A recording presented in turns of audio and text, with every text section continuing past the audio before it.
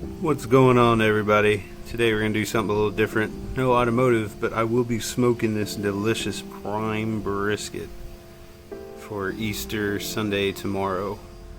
So I'm starting at about noontime. Should be ready by, I don't know, probably 11 o'clock tonight, and then I'll wrap it in foil and just wrap it in a towel and just kind of stick it in a cooler and let it rest until we eat it tomorrow for lunch. But so I'm going to start with a little bit of yellow mustard. A lot of people don't really like using mustard because they think it gives it a flavor, but it really doesn't. It's just a base to get your rub to stick. I was going to follow Aaron Franklin's recipe and just do kosher salt and pepper, but unfortunately I don't have kosher salt. So I'll be using the traditional chupacabra rub. One of my favorites. I prefer Brisket Magic, but we don't have any today, so I'm just going to go ahead and run with their original seasonal, and I'm pretty positive it's going to come out great. So there's the brisket. I will be smoking it in my Komoda cooker. This is a Sam's Club brand. It's called Vision Grill. Works just the same. It's a really good smoker. And yeah, that's it. I'm gonna get it going, and then same thing as always, I'll keep y'all in the loop. Thanks for watching. What's going on? Just wanted to show y'all the brisket with the rub on it. Put a light coating of mustard and put a pretty good amount of chupacabra on there. So I'm gonna let this sit for an hour while I set the fire up and get the temperature up to about 270. And we'll be ready to throw that guy on. Right, Gabby? Yeah. So typically to light my fire I use tumbleweed. It's a little bunch of grass. I think it has wax on it to start the ceramic cooker. Generally I don't like to use chemicals, but I'm out of them, so I decided to go ahead and use one of these guys. The lighter cubes, they're pretty low when it comes to the amount of chemical. I just use one, put it on the very bottom. Got about a 50-50 aged mesquite and lumped mesquite charcoal, and I will let that go for a little bit. Probably close the lid and put my vents open full, let temperature get up, and then I will throw my brisket on. You don't want the temperature of your ceramic pits to get too high too quick, because then it's really hard to bring down the temperature as a rule. So I'll shut this and kind of let it slowly bring up temp. Another thing, I didn't spread my fire out. A lot of times when I'm doing ribs, I'll get my fire started with my chimenea, and that just kind of speeds up the process of getting a good fire going. But I don't want this one to burn super fast, so I'm just going to kind of let it slowly bring up temp and slowly bring up the temp to the cooker. So that's what we got so far. Alright, brisket's been sitting for about an hour with a rub on it. See how it's starting to kind of sweat, and that's a good sign. Looking real good. Alright, so had the fire going for a while now. You can tell it's nice blue smoke, it's not white anymore. That means the fire's going good.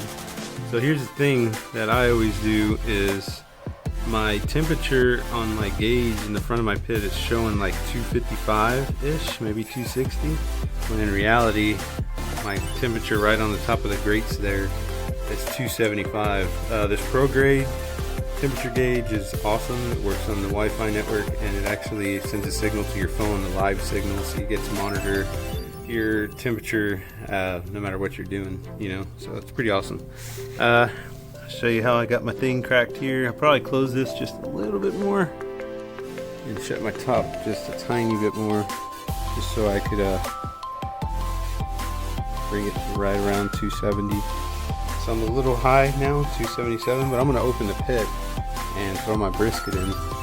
So at that point, you know, I'm going to lose a little bit of temperature. So I usually like to throw my brisket in when the temp's just a little bit higher. I do fat side up, so right now that's the meat side up, so I'm going to do fat side up for the first probably 4 hours. So I always check my time. Looks like we're at about 12:44, so we'll just say 12:45, and we're going to go ahead and go on with it. There's my drip pan. I usually just put regular water in it. I don't do anything special. Go ahead and take my temperature gauge off there. Just go on there. 10-pound brisket, I think I mentioned that already. Fat side up. It's on. Shut that bad boy up. Alright, lost a little temp there. Took the temp gauge out, so I'll throw that back in just for a little bit. So I can get it back to a proper 270. And that's it. Probably wait about 4 hours, and I usually don't put my thermometer in my meat until I'm about 2 or 3 hours in. I'm going to look for a temperature at about 180 before I pull it out to wrap it, and that'll be a while from now. So alright, so I swapped my probe to the actual meat. I put it in the big side of the brisket, and I've hit my plateau at 160 degrees. We'll see that kind of sit there and stabilize for a couple hours, and once I hit about 180, then I'll go ahead and pull it and wrap it, and then I'll look for a final temperature of about 203. Still smoking good. Still reading at about that same mid mark on between 200 and 300, so I know my temperature inside is still probably at around 170, 175. I'm gonna go ahead and open it and get a little peek so you guys can see what's going on here. Oh yeah, it's coming along great. Look at that.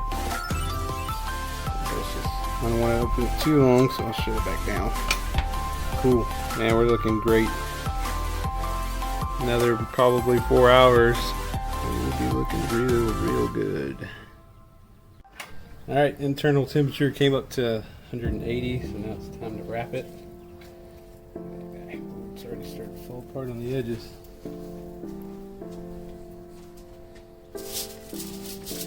Don't have butcher paper, so I'm going to use the traditional foil.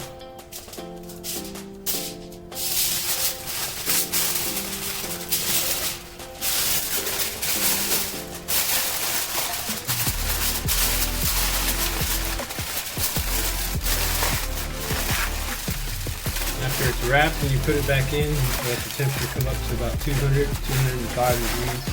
203 is perfect.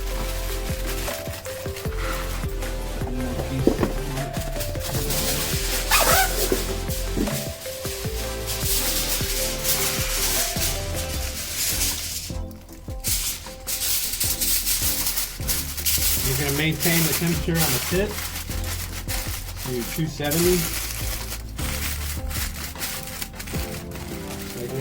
Keep fat side up.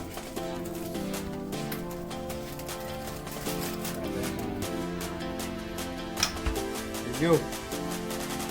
Alright, got the temperature at 203 internally, and she is done. So what we'll do at this point, since we're not going to eat the brisket tonight, we do need to let it rest for probably about an hour. But since we're going to eat it tomorrow, what I'm going to do is wrap it in a towel. Keep all the heat in.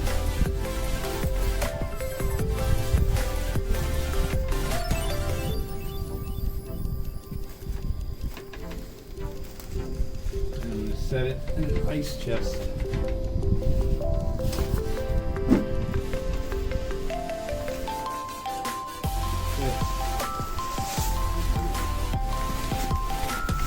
It is going to continue cooking for probably until it warms or cools down, and then it'll be ready to cut. That's it for now.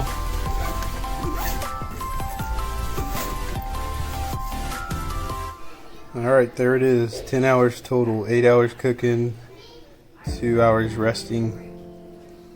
Nice and delicious tender. Look at that. Delicious burnt ends.